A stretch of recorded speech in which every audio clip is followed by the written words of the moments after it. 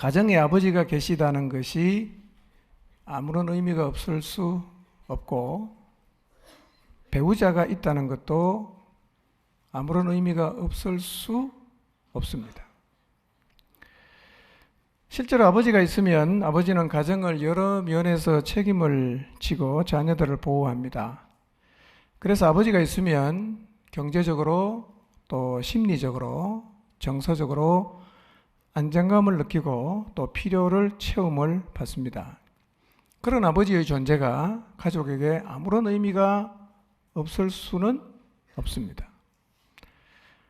뿐만 아니라 배우자의 존재도 마찬가지입니다.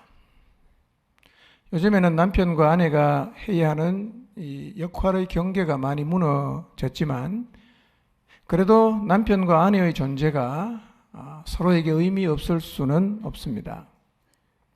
제게도 아내의 존재는 많은 의미를 가집니다. 아내가 없으면 여러 면에서 힘들기도 하고 또 많이 불편합니다. 옷을 코디하는 것도 그렇고, 뭔가를 챙겨주는 것도 그렇습니다. 그런데 꼭 그런 것만이 아내의 존재의 의미는 아닙니다. 아내가 있으면 심리적으로 안정을 느끼기도 하고 또 제 부족한 많은 부분들을 채워주기도 합니다. 그래서 특별한 경우가 아니면 어디든 함께 하고 있는데 이 부분을 이해해 주시고 배려해 주신 여러분에게도 감사를 드립니다. 그처럼 부모나 부부뿐 아니라 함께 살아가고 있는 가족의 존재는 서로에게 의미를 줍니다. 요즘 저랑 같이 살고 있는 외손자는 아직 아무것도 할 수 없는 돌이 채 안 된 아이지만 그 아이의 존재도 제게 의미가 있습니다. 왜냐하면 그 아이는 제게 많은 기쁨을 줍니다. 같이 사는 사람도 이렇게 의미를 준다면 하나님이라는 존재는 더더욱 의미를 줄 수밖에 없을 것입니다. 그런데 문제는 하나님이라는 존재가 지금 내 삶에 과연 영향을 주는가 하는 것입니다. 하나님이 살아계신다는 것이 내 삶에 어떤 의미를 주고 있는지를 한번 생각해 보십시오. 하나님은 우리에게 많은 약속을 하셨지만 크게 얘기하면 보호를 약속하시고 내가 너의 인생을 책임져 주겠다고 약속을 해 주셨습니다. 그리고 그 하나님은 너무나 신실하신 분이셔서 자기가 한 약속은 반드시 지키시는 분이기 때문에 하나님의 존재를 정말 믿는다면 자기의 인생을 그분에게 맡길 수 있고 많은 어려움이 설령 찾아온다고 해도 요동치 않을 수 있으며 염려하거나 근심하지 않고 두려워하지 않으면서 살아갈 수가 있을 것입니다. 지금 하나님 때문에 나는 이런 모습으로 살고 있는가? 아니면 하나님이 계신다는 건 늘 내가 입으로 고백하지만 일상으로 돌아가면 늘 불안해하고 뭔가를 염려하고 근심하면서 살아가고 계시나요? 지금 내 삶 속에서 하나님이 살아계신다, 이게 도대체 어떤 의미로 다가오는지를 한번 생각해 보시기를 바랍니다. 성경에서 말씀하고 있는 하나님이 정말 존재하시고 내가 그분을 믿는다면 하나님이 계신다는 것이 오늘 내 삶에 의미가 없을 수가 없습니다. 그리고 이 하나님을 믿는 사람의 삶은 하나님을 믿지 않는 사람의 삶과는 완전히 다를 것입니다. 하나님의 존재를 믿는 사람과 하나님의 존재 자체를 믿지 않는 사람과의 차이는 고아로 사는 사람과 자기를 너무 사랑하는 굉장한 능력이 있는 부모가 있는 사람의 차이와도 비교가 안 될 정도로 크게 날 것입니다. 문제는 나는 하나님이 계신다는 걸 압니다. 늘 입술로 고백합니다. 그분이 나를 얼마나 사랑하는지도 나는 압니다. 그래서 하나님이 나를 사랑한다고 고백합니다.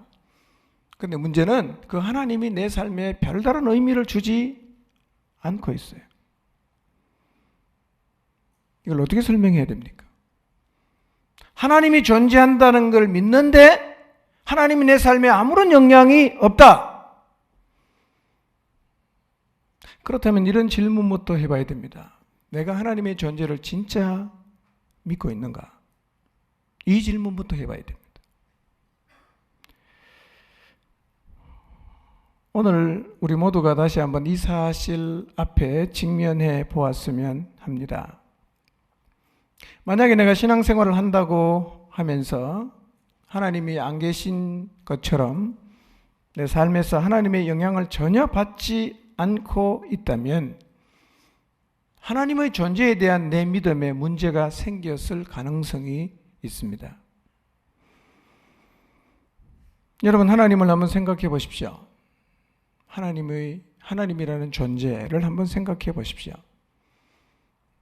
그리고 성경에서 말씀하고 있는 하나님은 정말 살아계실까요?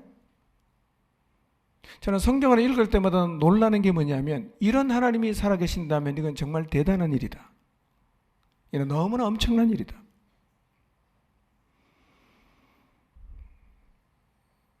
하나님이 살아계신 걸 믿습니까? 예, 이런 질문은 교회 다니는 사람에게는 너무나 자존심 상하게 하는 질문일 수가 있습니다. 그리고 매우 유치한 질문처럼 들릴 수도 있어요. 그러나 이 질문은 절대로 유치한 질문이 아닙니다. 매우 중요한 질문입니다. 왜냐하면 믿음의 출발이 뭐냐? 하나님이 계신다는 것을 믿는 것이기 때문입니다. 본문을 다시 한번 읽어보겠습니다. 읽습니다. 시작.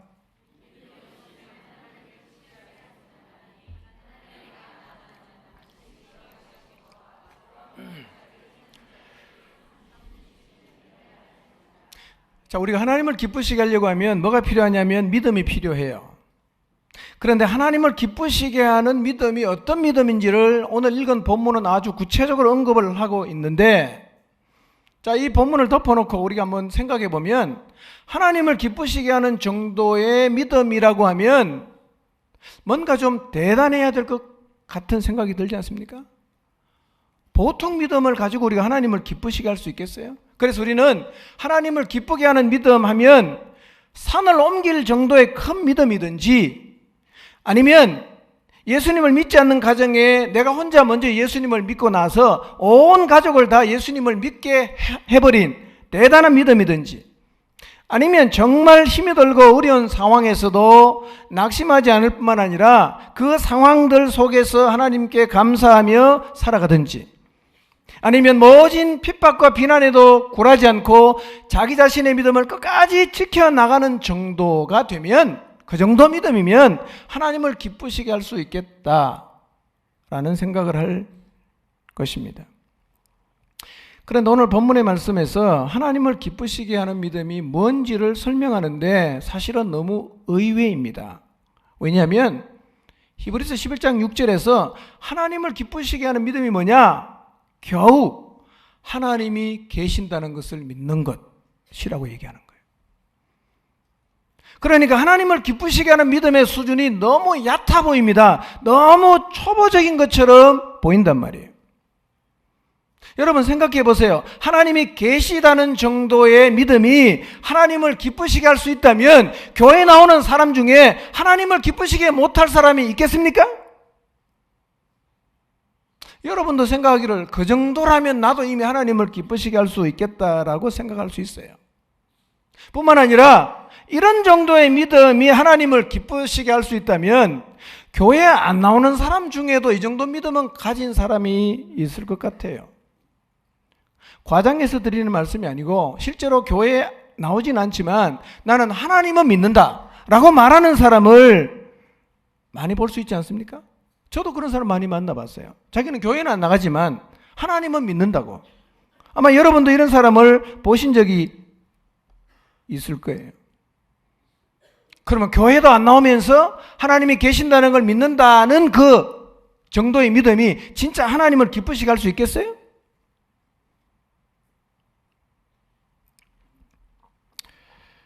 그 사람은 하나님을 믿는다는 의미가 뭔지를 모르고 말하는 거겠죠.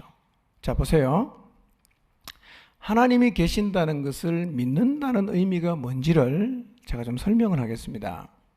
자, 예를 듭니다. 제가 지금 여기 서서 설교를 하고 있어요. 자, 여러분이 제가 존재한다는 것을 믿는데 믿음이 필요합니까? 믿음이 필요해요, 안 필요해요? 김중식 목사가 지금 저기에 존재를 하는구나. 이제부터 나는 김중식 목사의 존재를 의심 없이 믿겠다라고 결심할 필요가 있습니까? 없죠. 왜요? 보이는데 뭐. 세게 믿을 필요도 없어요.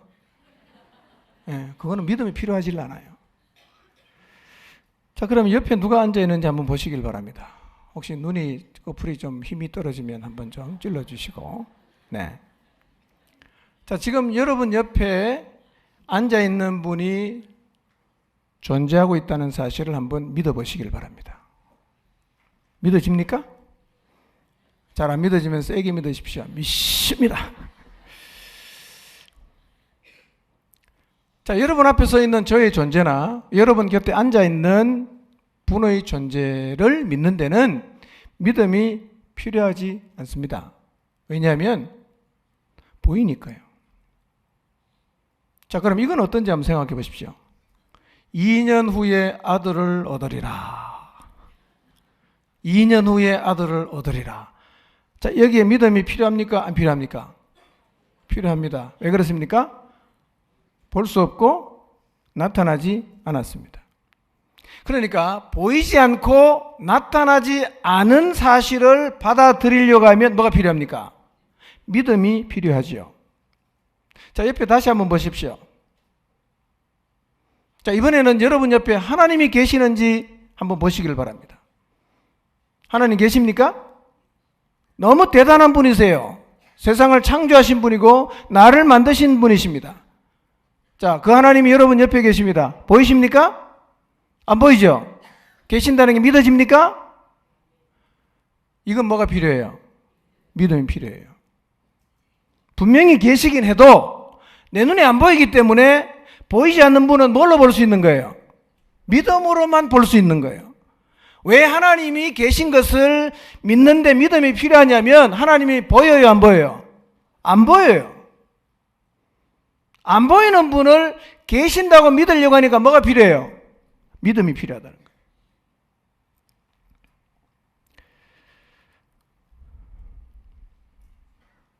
하나님은 분명히 존재하고 계십니다. 그리고 그분은 자기 자신이 존재한다는 사실을 여러 경로를 통해서 우리에게 보여주셨습니다. 많이 보여주셨어요. 그럼에도 불구하고 그분이 보이지 않기 때문에 그분이 존재한다는 사실을 받아들이는 데는 뭐가 필요합니까? 믿음이 필요하단 말이에요. 그러면 보이지 않는 존재를 믿는다는 게 어떤 의미인가? 자, 히브리서 11장 1절에서 3절을 봅니다. 읽겠습니다. 시작.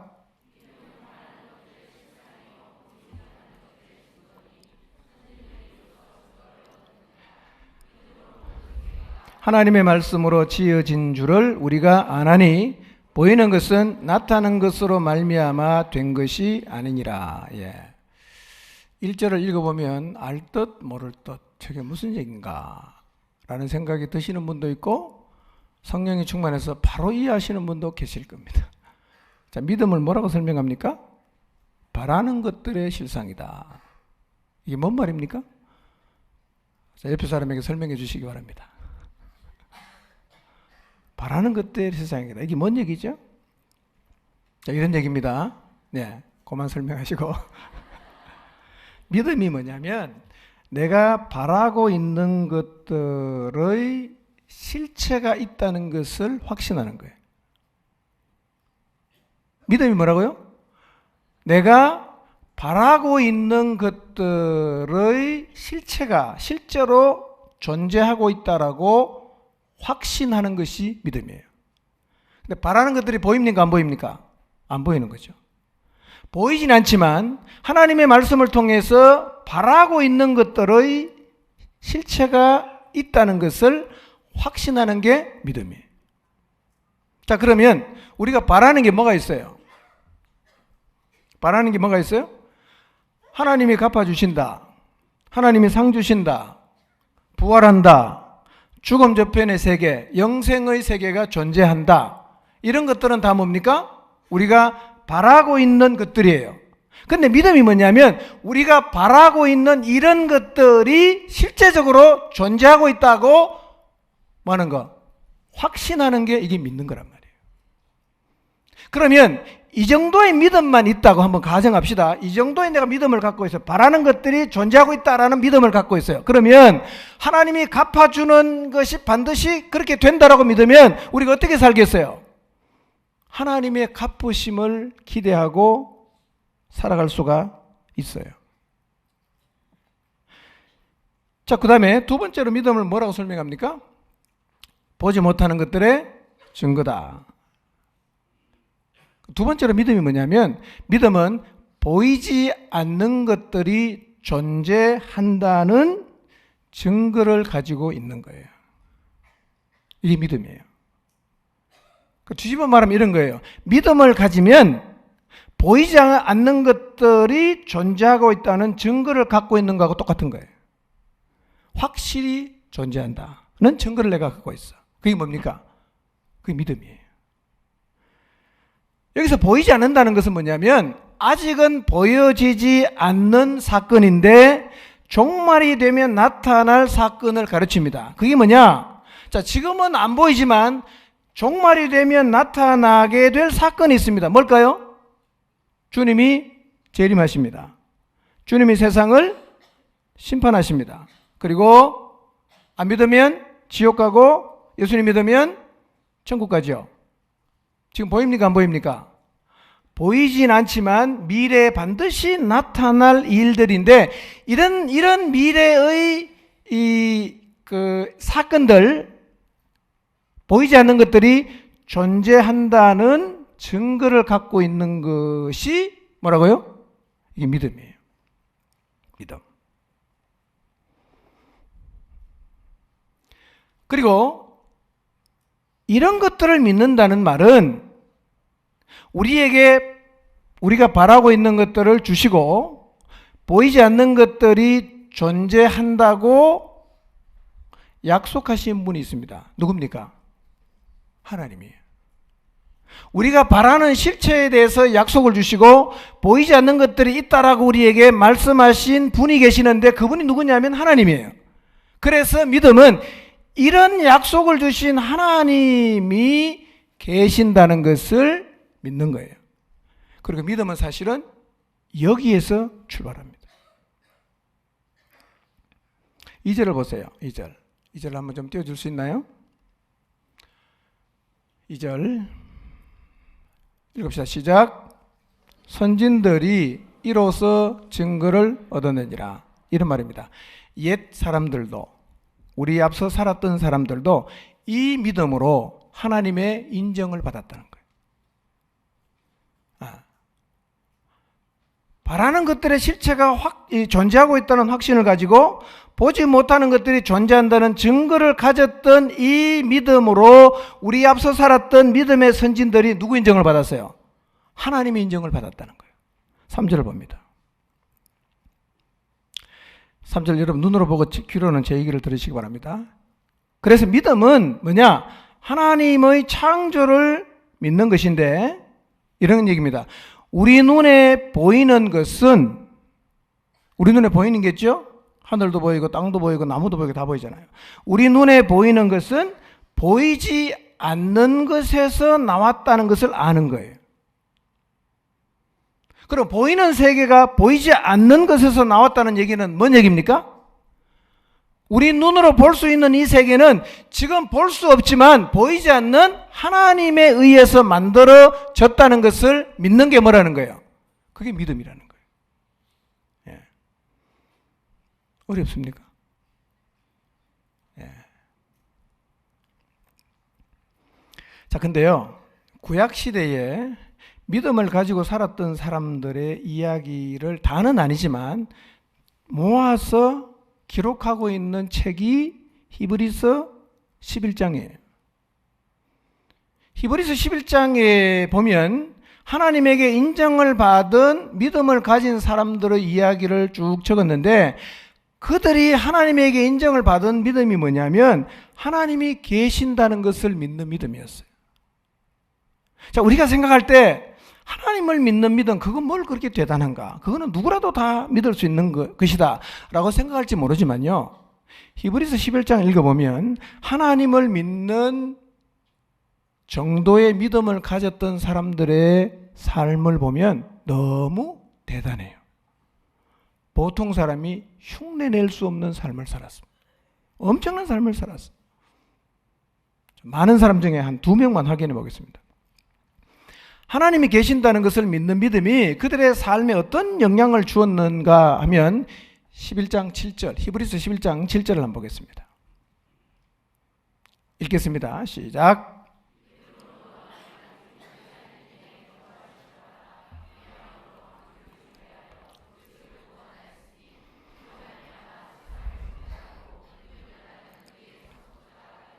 아멘. 자, 하나님이 노아에게 120년 뒤에 이 땅에 홍수를 내리겠다 고 말씀하셨어요.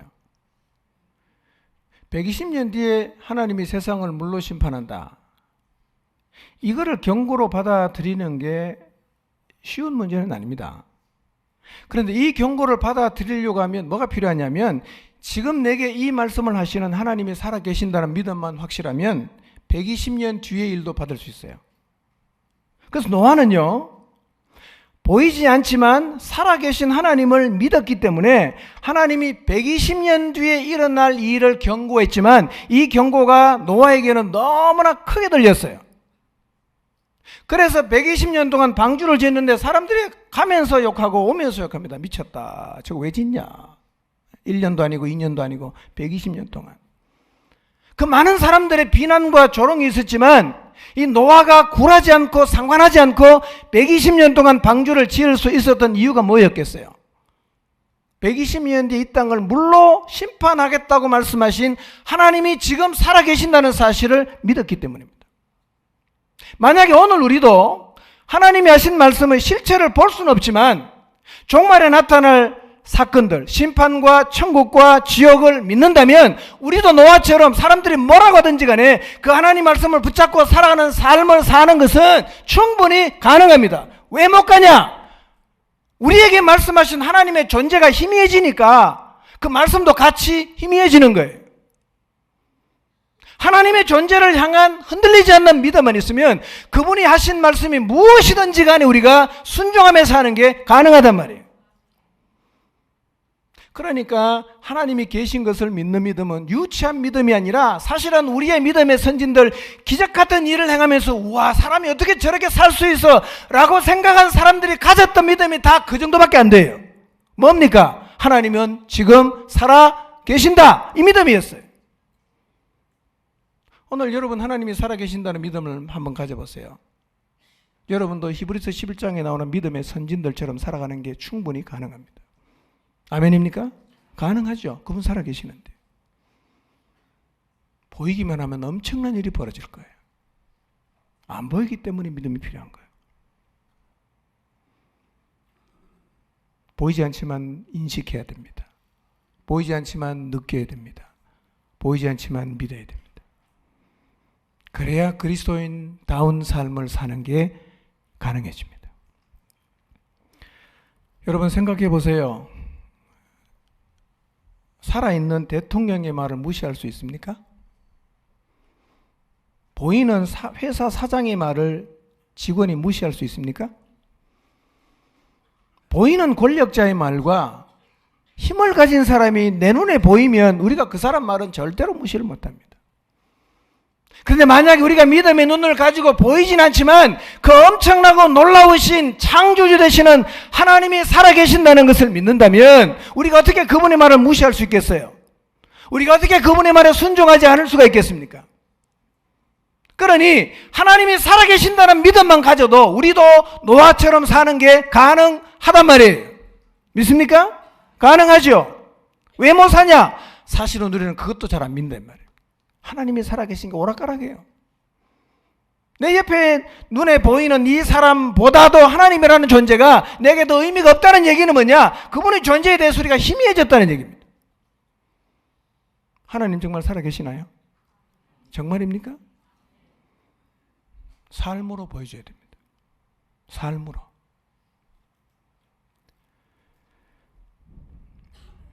여러분, 어느 날 회사의 사장이 너 나랑 같이 출장 가자 했어요. 예, 높은 사람하고 출장 가면 재미가 없을 거예요. 근데 어쨌든 사장 옆에 하루를 지내는 그 삶 한번 생각해 보세요. 평소와는 많이 다르지 않겠어요?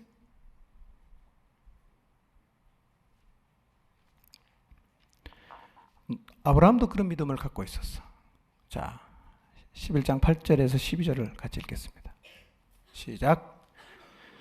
아브라함은 부르심을 받았을 때에 순종하여 장래의 유업으로 받을 땅에 나아갈새 갈 바를 알지 못하고 나아갔으며 믿음으로 그가 이방의 땅에 있는 것 같이 약속의 땅에 거류하여 동일한 약속을 유업으로 함께 받은 이삭과 야곱과 더불어 장막에 거하였으니 이는 그가 하나님이 계획하시고 지으실 터가 있는 성을 바랐습니다.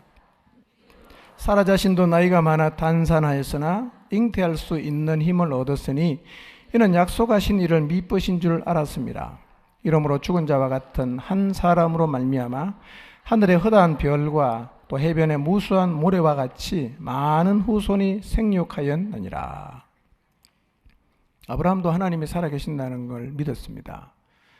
그래서 하나님의 부름을 받았을 때 순종해서 장래 유업으로 받을 땅으로 갔습니다. 성경이 이 사실을 강조하거든요. 갈 바를 알지 못하고 갔다. 자기가 살고 있던 삶의 터전을 다 버리고 어딘지조차도 모르는데 하나님이 나타나셔서 가라고 하니까 무조건 갔어요. 이게 쉬운 일이겠습니까? 이렇게 행동할 수 있는 근거는 딱 한 개밖에 없습니다. 나를 부르신 하나님이 확실하게 살아있다는 사실에 대한 믿음이 없으면 절대로 이렇게 할 수가 없어요. 나를 부르신 분, 나에게 가라고 하신 하나님, 나는 지금도 존재하고 계신다는 걸 믿는다. 그리고 어디로 가야 될지를 모르지만 보따리 사고 출발을 할 수가 있었다는 것입니다. 그리고 아브라함은 약속하신 그 땅에 거류했습니다. 그리고 그 땅에서 약속을 함께 물려받을 이삭, 야곱과 함께 장막에 살면서 거기서 하나님이 지으실 견고한 도성을 바라고 있었습니다. 그리고 아브라함의 아내 사라도 단산했습니다. 그런데 믿음으로 잉태했어요. 죽은 자와 다름이 없는 한 사람에게서 하늘의 별과 같고 바닷가의 모래와 같은 셀 수 없는 많은 자손이 태어나게 되었는데 이 모든 순종과 기적의 출발이 뭐냐? 하나님이 살아계신다는 사실을 믿는 믿음이었어요.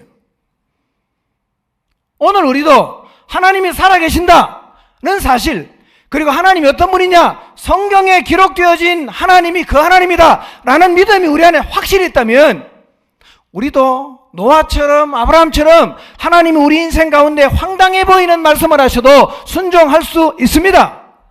아멘입니까? 여러분, 하나님이 살아계신 걸 믿으시기 바랍니다. 그들만 그랬던 게 아니라 히브리서 11장에는 다 얘기하진 않지만 나중에 이름만 열거합니다. 모세, 여호수아, 기드온, 바락, 삼손, 입다, 다윗, 사무엘, 그리고 이름을 모르는 수많은 무명의 그리스도인들도 믿음으로 살았습니다. 이들이 살았던 시대가 달랐어요. 이들이 겪은 상황이 우리와는 달랐습니다. 그러나 그들이 가졌던 믿음이 동일하게 역사를 한 이유가 뭐냐면 그들이 믿었던 하나님이 똑같은 하나님이셨어요. 그래서 오늘 우리 시대에 우리도 하나님의 존재를 믿는 믿음으로 살아가면 하나님의 역사는 2000년 전, 3000년 전에 일어났던 5000년 전에 역사했던 그 동일한 역사가 오늘 우리들의 시대, 우리의 삶 가운데서도 동일하게 나타납니다. 우리에게 필요한 게 뭐냐? 하나님 살아계신다는 거예요. 그리고 그분의 말씀에 순종하는 거예요. 하나님이 살아계신 게 확실하게 받아들여지면 순종은 쉽습니다. 근데 하나님이 계신지를 잘 모르는 사람은 순종하는 것은 정말 어려운 일입니다. 잘 안 돼요. 순종을 노력하기 전에 뭘 점검해 봐야 됩니까? 하나님이 계신 것을 내가 진짜 믿고 있는지를 돌아봐야 됩니다. 나는 하나님이 계신 것을 믿고 있는가? 여러분, 믿음과 믿음의 역사는 특정한 사람의 전유물이 아닙니다. 누구라도 하나님이 살아계신다는 것을 믿으면 하나님 말씀에 순종할 수 있고 순종하면 역사는 나타나게 되는 것입니다. 그런데 이 놀라운 순종과 역사를 일으키는 믿음이 뭐냐? 하나님이 살아계신다는 것을 믿으면 충분해요. 이 믿음이면 하나님을 기쁘시게 할 수 있고, 이 믿음이면 하나님에게 순종할 수가 있습니다. 자, 그러면 하나님이 계신 것을 믿으면 순종이 가능한데, 나는 하나님을 믿는 것 같은데 하나님 말씀에 순종이 안 된다면 이유가 뭘까요? 다 믿어. 성경도 다 믿어. 순종은 정말 안 되는 거예요. 순종하려고 하면 계산이 되는 거예요. 이익인가 손해인가? 얼마나 힘들까? 답이 안 나면 순종 안 해.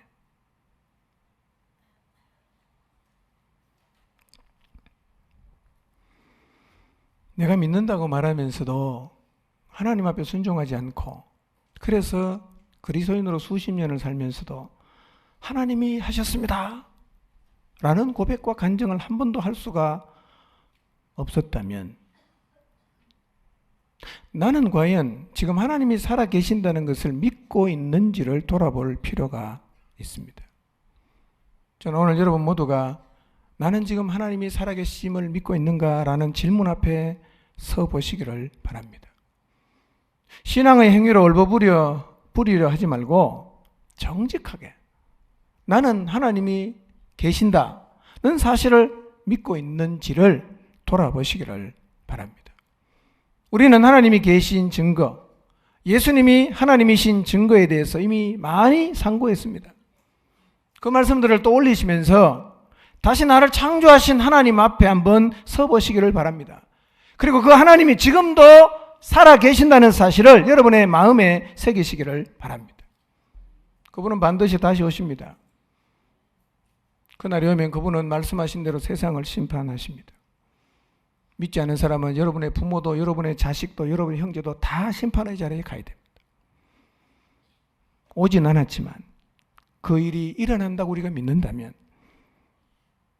믿지 않은 사람, 심판을 향해 달려가고 있는 사람을 향해서 우리가 해야 할 일은 그들이 심판의 자리에 서지 않도록 거기서 구원해 주는 것, 건져내는 일이 우리가 해야 되는 가장 시급한 일이고 중요한 일일 것입니다.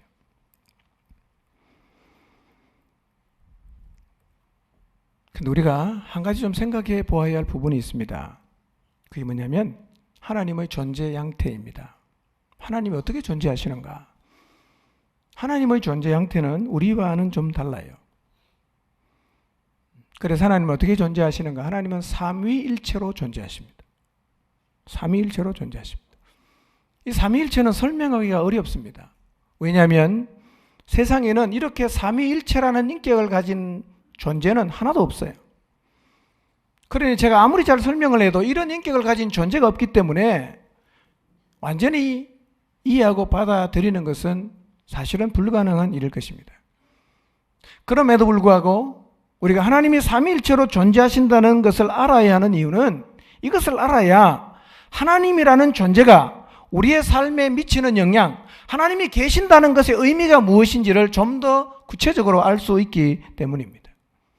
그래서 간단하게 삼위일체에 대해서 설명을 제가 하겠습니다. 우선 하나님은 삼위라고 표현합니다. 삼위.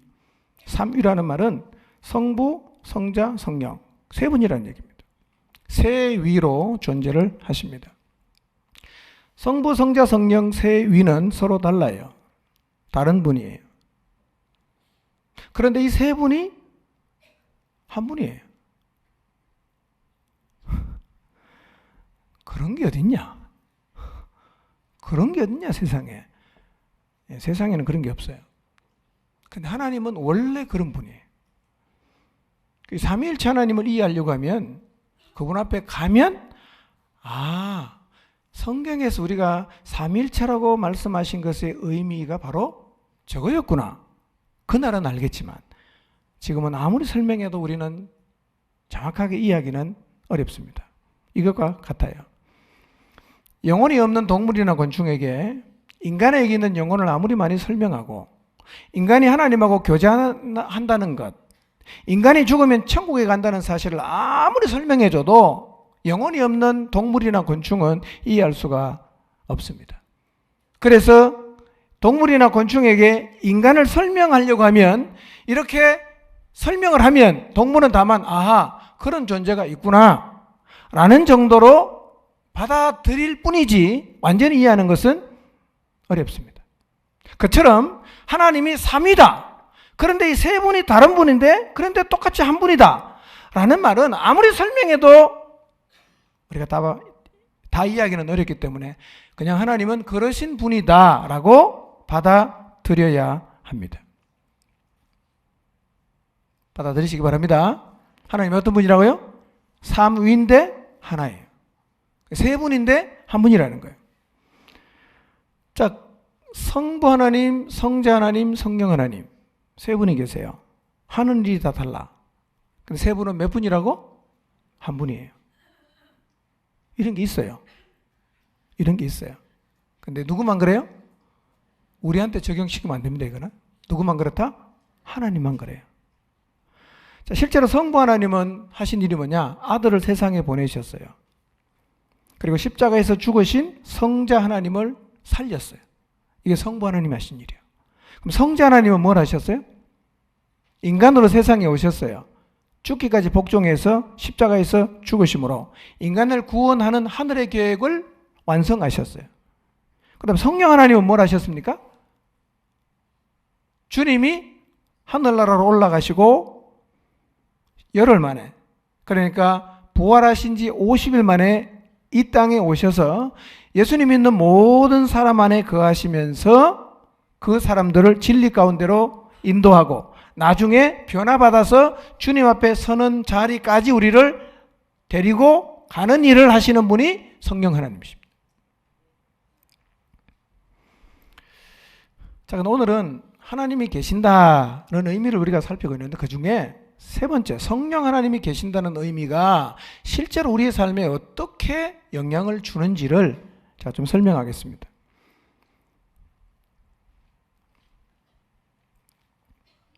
자, 성령님이 오셔서 하시는 일이 뭐라 그랬어요? 일단 우리 안에 계시죠? 자, 여러분 안에 계시나요? 잘 계시는지 한번 보시길 바랍니다.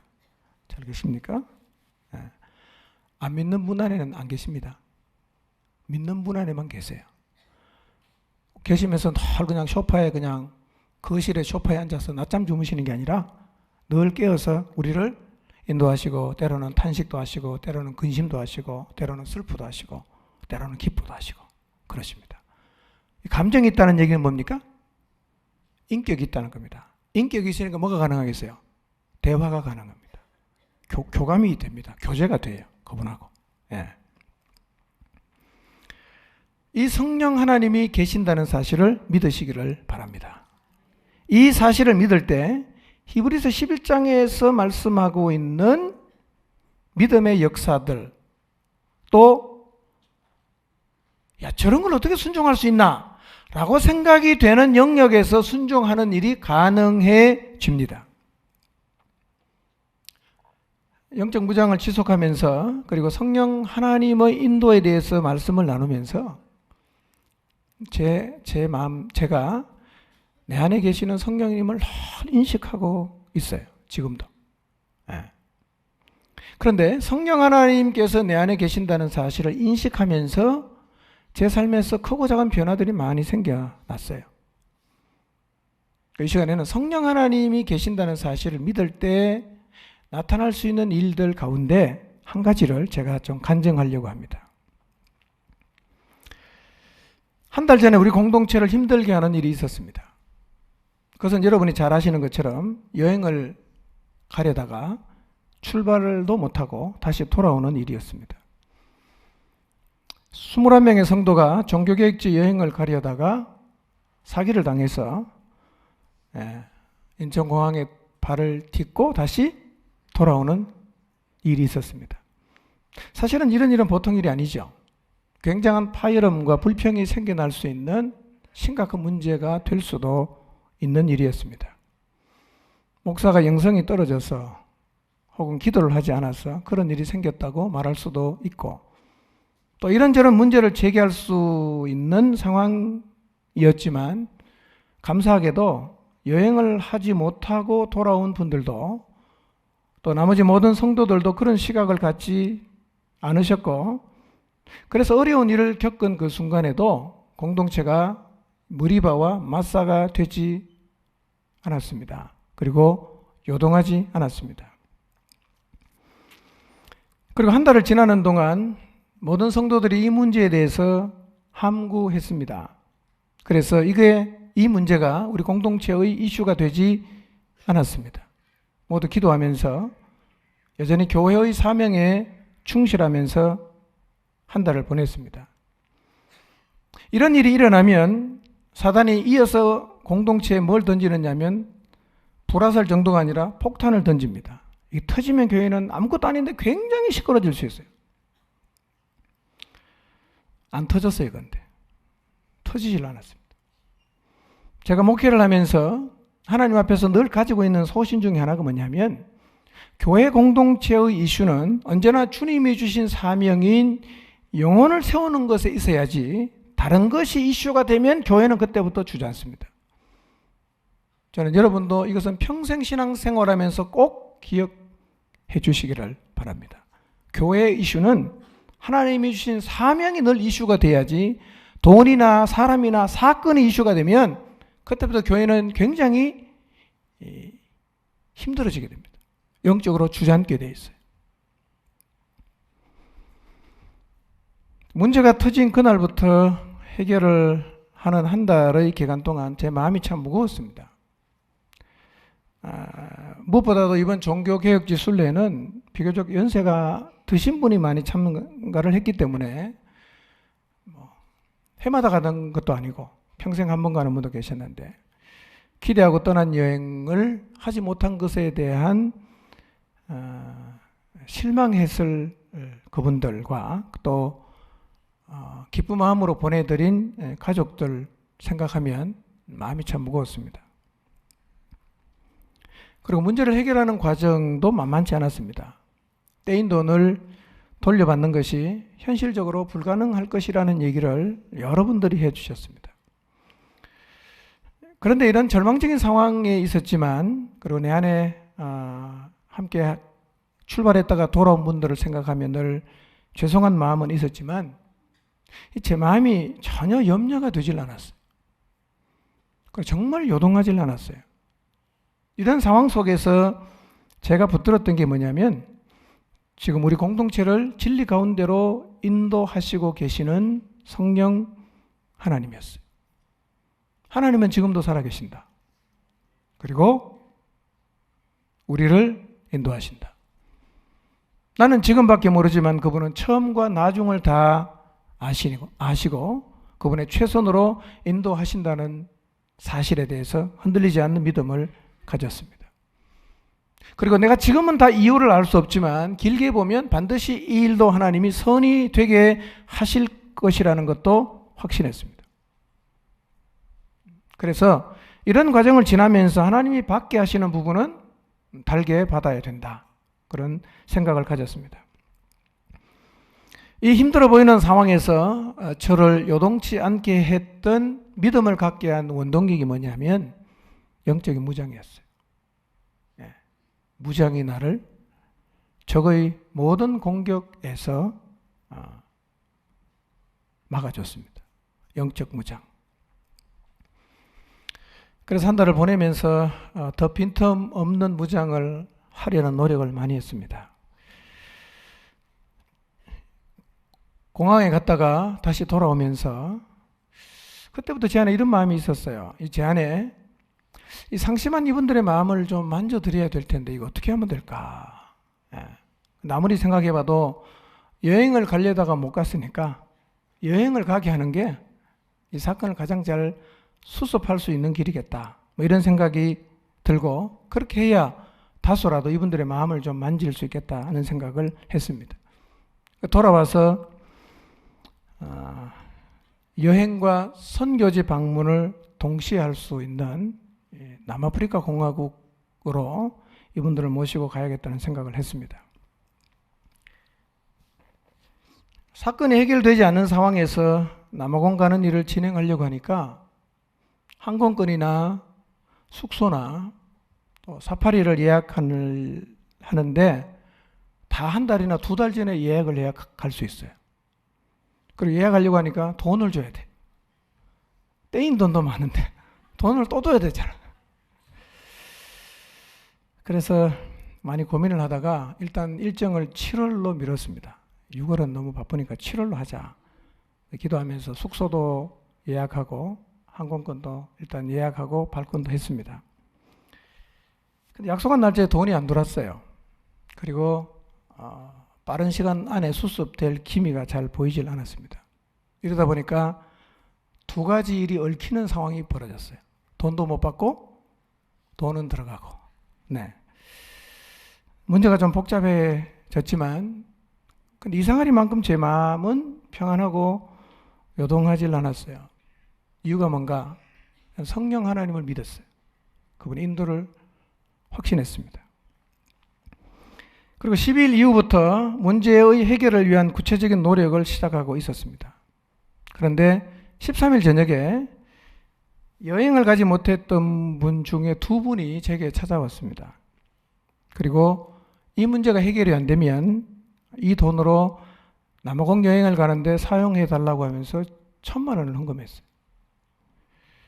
그리고 부족하면 더 드리겠다고 그렇게 얘기하시고 오히려 제게 힘을 내라고 격려까지 해주셨습니다. 이 일은 정말 생각지 못한 일이었어요. 일단 제가 책임이 크니까 해결이 안 되면 제가 얼마나 더 부담을 해야겠다 이런 생각은 내심하고 있었지만 피해를 당한 분이 불평하지 않고 원망하지 않는 것도 대단한데 오히려 공동체를 위해서 또 제 짐을 덜어주기 위해서 이렇게 거금을 가져오리라는 것은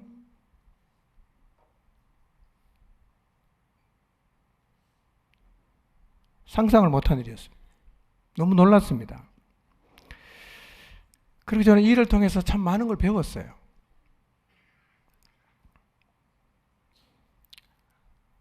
사랑은 덮어주는 겁니다.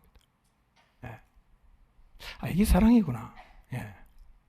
그런데 이분뿐 아니라 여행을 가지 못했던 다른 분들도 이 일을 위해서 헌금을 했어요. 그리고 헌금을 드릴 마음을 갖고 있다는 사실을 제가 또 들었습니다. 다 이분들은 따지고 원망해야 될 분입니다. 저한테 대들어야 될 분들이에요.